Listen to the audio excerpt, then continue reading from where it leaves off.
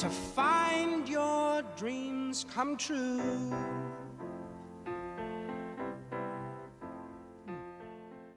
Welcome to Belleme Backstage. This is our space to not only share with you what's been going on behind the curtain with the brand, but also an area to talk to other rising stars within their respective industries and fields to share their creative journeys and how and why they are choosing to do what they do. I know the brand has been quiet for the past couple months. Obviously there's been a lot of things going on behind the scenes, and we felt that it was only important and only right to do things the right way when we felt ready. So this was the best authentic way for us to show you and speak to you one-on-one, let you know what's been going on through our minds, but also to introduce the latest and newest member of the Belleme squad, our guy Vince. Welcome to the team, my man. Thank you for having me. So happy to have you on Cool. board, bro. Yeah, so I just, so my brother was the other team member. He unfortunately passed away recently, so I'm happy to pick up where he left off, to continue his legacy. He was my inspiration. He was my hero, and he was very passionate about clothing and style and presenting himself well and giving the room energy, and I just wanted to be able to do the same thing in my own way. So I'm happy to be part of Belleme. Yeah. No, listen, we are so excited to have you. And the thing about it is, I have to share the story of the first time we met you because it was in Philly. We had a hotel room. And the whole point of it, we were working on our fall album at that point in time. And it was really the first time that we were going to work on something from like beginning to end with E on the team. And so, we decided to meet in Philly. That's where he's from, and that's where you guys are from. And it was supposed to be the three of us, just Yev, myself, and E. And we get there, you come in. And I remember thinking the first time I looked over at Yev, I was like, okay, well. Yeah, we got a fourth. But it turned out to be so beautiful because in that time, you got a behind the scenes look at like what goes on between making an album, all the intricacies, and you were also vocal, providing your feedback in that sense. So, having you now as part of the team doesn't feel you. It feels like family. Yeah, I remember from that meeting that we were all bouncing ideas off each other, fabrics, designs, marketing, and then as soon as you started dropping ideas from a marketing perspective, we were like, wait a minute, like this guy is onto something. Yeah.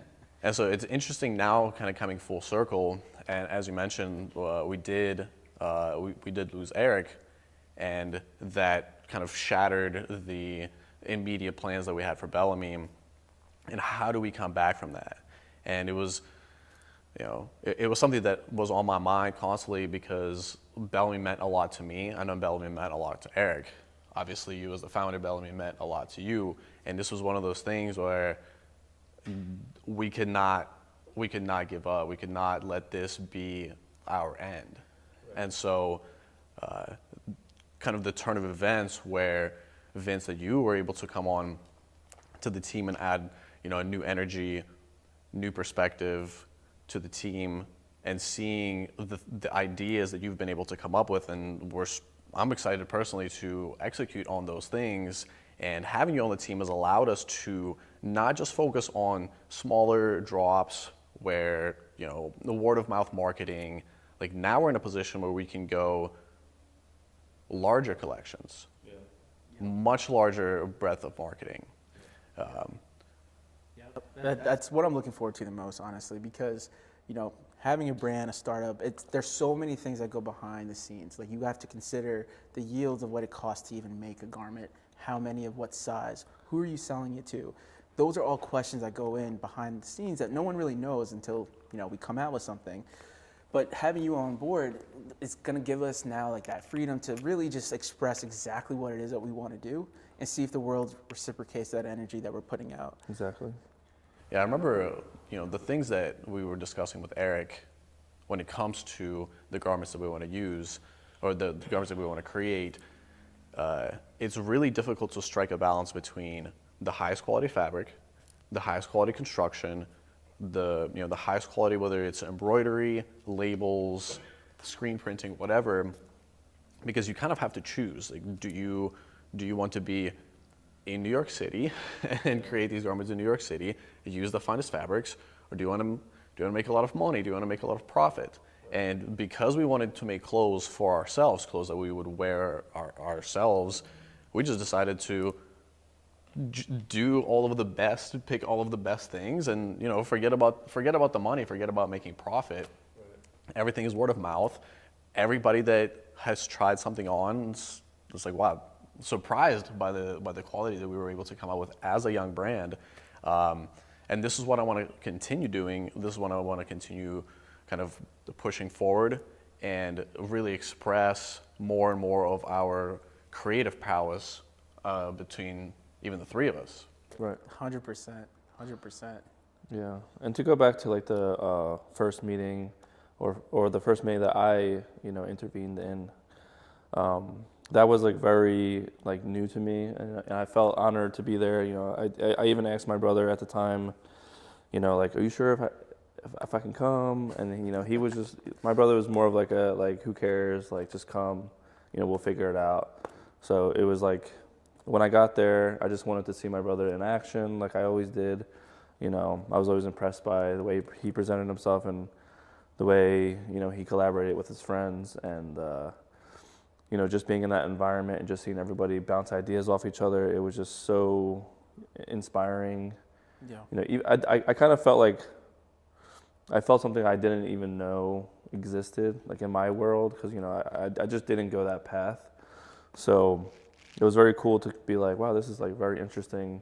These guys are, very dedicated and very, motivated to do this together, and like it felt like fun and new, and just me throwing ideas out that I was unsure of, but I wanted to give my 2 cents in and be part of the group. I felt just like this power of creativity kind of like inspiring like in me. So it was a very cool experience, and I just look forward to like continue to do those things, like just sit down, have those moments, bounce ideas, figure it out.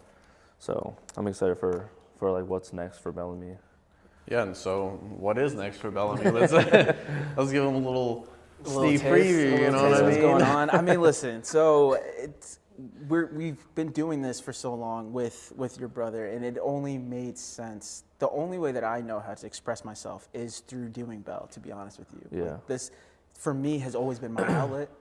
And so it was only right to create a collection that reflected the life and the inspiration that he left behind, the legacy, if you will, right? So that is the number one priority with Bell right now, is how can we maximize our efforts in honoring someone who meant so much to us and so much to the brand. Yeah, and it was like, we were thinking about what really represented Erik. What was the thing that he stood for the most? And it was one of those things where he was the one person that was like your ride or die that you would call at any point in time. And he was the first person, no matter what, whether it was a good thing or a bad thing, he was the one that you called. And I remember one of the last tattoos that he had gotten was por vida, for life. For life. Yeah. And I don't think that there's in my mind, there's not a better way to honor him than to represent that part about him. Yeah. 100%. How did you meet him? Honestly, like, how did you even create that friendship with E? I mean, that's like a ridiculous story of working together on Home Depot. First of all, I did not know you worked at Home Depot. What? The first thing, after college, I was working at Home Depot in high school. I transferred up to State College, and we were working on the opposite sides. I was in the garden section, he was in lumber, but he was also a cashier. And the thing about your brother, Vince, like, this man could do no wrong in the eyes of anybody. Like the rules really did not apply. I love that story. That is so facts, The employee of the month story. Yeah. Okay. So the employee of the month story is so funny because he would be working in garden sometimes in the cashier, and they have this box where you're like, it's like a heated box, but really nobody's shopping for like garden equipment at that time. So he would like in the chair, passed out in a corner, and then customers would be like there, like looking. So I'd walk in, and I'm cashier certified, so I'd be like checking everybody out. They're like, cool, and like, walking out. And then this would happen for months. And then we had like a 6 a.m. meeting for just store employees before the store opened. And so they're walking in, we're walking in after just partying all night. We're like not looking up to it. We're in the back, we're falling asleep. And so they're just like talking, it's like, oh, here's the employee of the month, and it's based on who got like the highest reviews or highest like customer satisfaction ratings for that month. And they're just like, employee of the month, Erik Grier. And he was just like passed out next to me like this, and I was just like, yo. And he's like, he like wakes up, and I'm just like, he's like, oh bro, yeah, you're employee of the month, get to the front, you're employee of the month. And he's just like, huh? He just like walks up, everybody's clapping for him. He looks so confused. So he like gets to the front, he gets employee of the month. Within like 2 weeks of that, they find out that he's like falling asleep outside while he's working. So they take the chair out. And so he starts bringing like 5-gallon buckets in. He's sitting down, he's just like leaning up against the wall, he's passing out. And so then I'm just like, okay, this man got to be fighting for his life in terms of his job. Next month, employee of the month again. Nobody can believe it. And so I'm just like, Erik, how do you do this? And he was just like you find an old lady that looks like she's confused, and you just go up to her and just like, hi, like, what do you need help with? And you just go above and beyond, and they always leave a 5-star rating and just go off about how amazing he is. And none of us were doing that, so he was gaming the system. That is literally the best example of who he was, because that's what he does. Oh, he always finds a way to like do what everyone else is doing, but actually make it make sense. Yeah. Like, why work harder? Work smarter, right? Like that, when we brought him into Bell, like I remember talking to him about like what our strategy was, and his first thing was like, I remember he was like, well, why don't we just like put designs out to see if people actually like it? And we were like, no, why would we? But like, if you really think about it, like that's very cost efficient. Like, we probably should have done that. but yeah, man, that's crazy. I actually never heard that story of Erik before. Yeah, man, and he was always one where he was so good at finding fabrics, because we'd be in the garment district for 8 hours finding the dopest fabrics, and we'd just like buy bits and pieces here and there until we could create like something that's really, really dope. Actually, that brings me to like, what made you even consider bringing him on? Because for the audience that knows, I knew Erik in college. He's a cool guy, cool dude. I could always tell he had that kind of personality that like it's easy to gravitate towards. Yeah. But I never thought about like his style or like his look onto aesthetics or anything like that. Yev was the one who first brought that idea over to me in terms of bringing him into the brand. So what made you think about doing that? Yeah, so Erik, I mean, obviously I admired his style always. And he had this vision for what was going to be the next thing. And I do think that that has a lot to do with becoming successful, not just copying what everybody else is doing, but finding a way to express yourself through clothing that nobody else is doing. And that he was the cool guy. He was the one that always had like the next thing that everybody else would copy. So knowing like his eye for design, for style, I knew that he was going to be just such a big asset to the team. Mm-hmm. And I remember whenever I first introduced the two of you with regards to Belleme, we were kind of like shooting ideas back and forth, discussing our visions. I remember like you gave me this look where you're just like, it's like, okay, I get it. And I did one of these, I was like, as if I was picking up a chess piece and I was moving it. No, facts. You know what? It's funny because Bella's like my child. Like it's like my baby. Like I thought of this idea for like senior year of college. Yeah. It was the second semester, so I had literally one semester in college to really like think about this idea and like execute it and whatnot. And it was really all off of a feeling. It was all just based off of the fact that I felt like words are powerful, and college is the point in time in your life where you're really trying to figure out your story. Like, who am I? Like, who am I trying to become? And I personally had my own journey with that, and I felt like there wasn't really a streetwear brand that I could really relate to on that personal level. The only thing I could relate to is someone that's trying to figure out themselves. Right. So that was the stem of all that. And so when Yev, a few years later down the road, you know, tells me about someone else who also has really good style and like they have their own ideas, the first thing you do is you get a little protective, because it's like, okay, well, I'm happy, but at the same time, I don't want you taking over it, right? Yeah. But to Yev's point, the first time we sat down and we talked, it was like electric. Yeah. In the sense it was like, yo, this is not hard. We were speaking a language that like he understands where I'm coming from a creative sense, and from that moment on, I was like, okay, yeah, this is like gold, you know? Right. Yeah, and also, like, whenever you create a brand, I mean, as you mentioned, it was your child. It's like you're raising it to be anything that you want it to be, and the one thing that made me gravitate towards Belleme is the fact that it was made to kind of celebrate yourself and your own journey. A lot of brands are like, oh, for the clout, like the Gucci, the Louis, like, oh, I've made it, I'm flaunting this, like, and I never really resonated with that.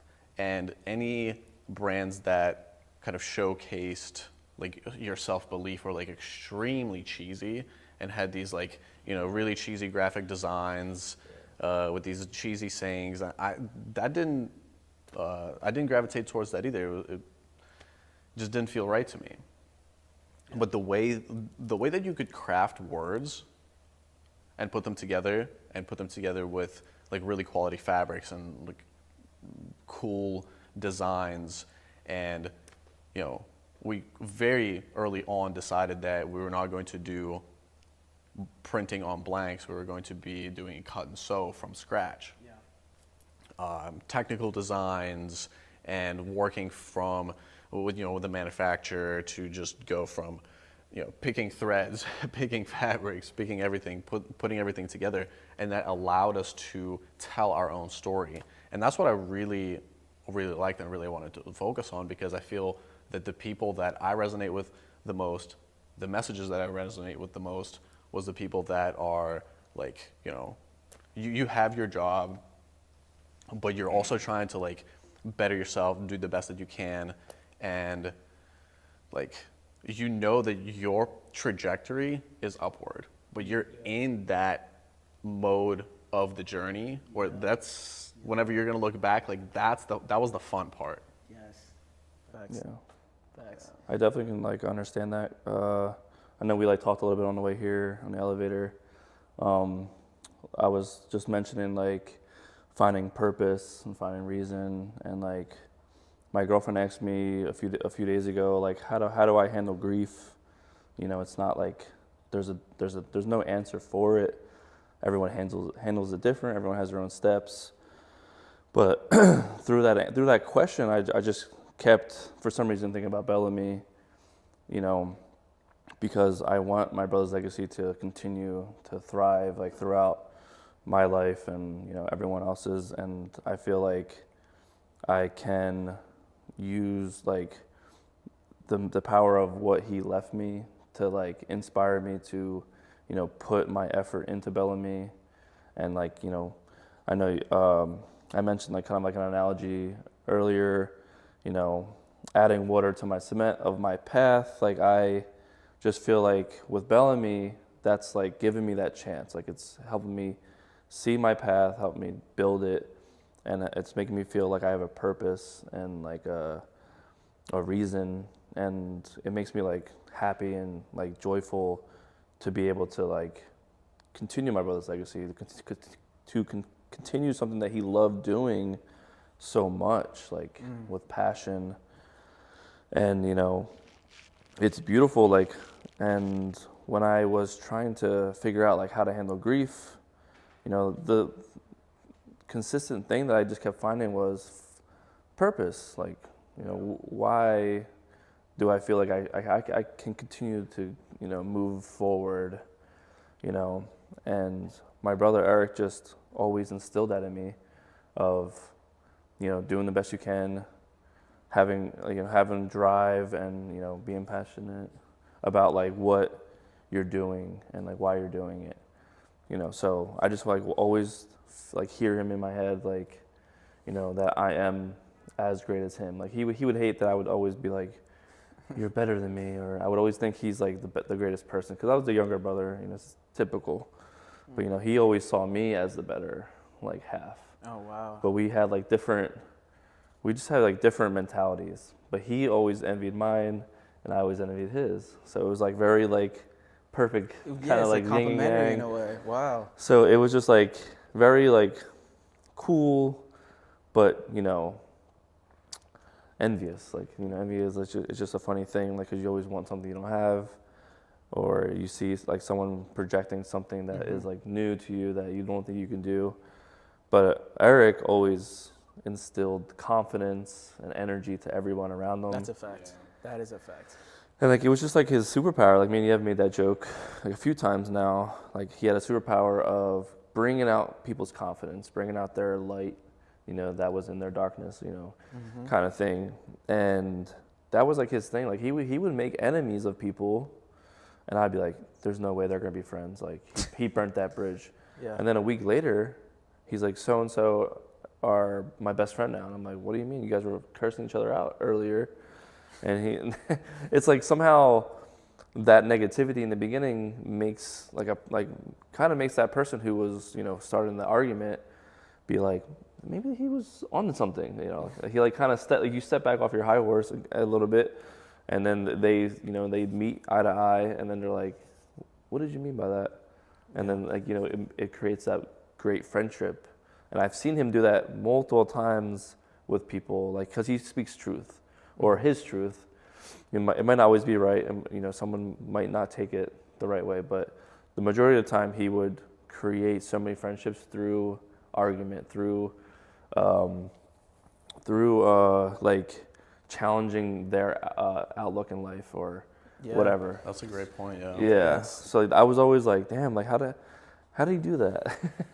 You know, and I just always was like shocked that he like created this huge impact on the people he met by being like that kind of like straight shooter. You know, I was more of like I cater to people's feelings. Like, you know, I'm like, I tiptoe, I want to say the right thing. You know, it's just difference. So, you know, but Belleme was always, you know, his day-to-day life. And, you know, he just was making sketches and trying to, you know, find the next thing. Yeah, so in order to kind of continue this journey and make him proud, I feel like the things that we've been focusing on, and the things that we're going to be bringing back to the market, is taking, you know, his approach of, we're not cutting corners, we're going for the best fabrics, we're going for the most meaningful things that we're going to be putting on the garments themselves, the designs, and, you know, we have this drive to create the best things possible for like a person that meant so much to us. Absolutely. And so moving forward, that is the singular focus. Absolutely. And that's how I'm seeing it. Just know that the things that are coming are going to be kind of the next level of evolution for Belleme. Yeah. I have to say this too, in terms of E and his impact, and to your point about how he has an ability to foster relationships in ways that you couldn't predict, Yeah. right? And I have to say that for me personally, going through my own creative journey, right? Like even figuring out that I had this whole side of myself that I didn't even know. Like I've grown in that through Bell. But Erik was like, because I respected his style so much, I respected his point of view on things. He really was the first person that I felt validated that like, oh, like, yeah, okay, this is cool because like, yeah, Erik agrees. Like, all right, bet. Like, I know it's cool. Don't get me wrong. Like, I believe in myself, but it always helps when you're diving into something new. Absolutely. To have someone support you like that. And that is the biggest gift that he gave me in the sense of, I've always trusted my heart and my gut, but he also gave me the confidence to know that like, yeah, I do know what I'm doing. Like, I do have a good eye on things. Yeah. Like, and that's exactly what this album, Por Vida, is going to portray, is all of those ideas that we've always wanted to do. I guess we can let people know, but like basketball shorts and like baseball jerseys, all of these fun garments that you could wear during the summertime and whatnot. That is the idea behind this album. We want people to not only learn and experience E through it, but we want people to enjoy it because E was all about that. Yeah. You know what I mean? So. I think that's the best thing we can do. 100%. Yeah. I'm excited.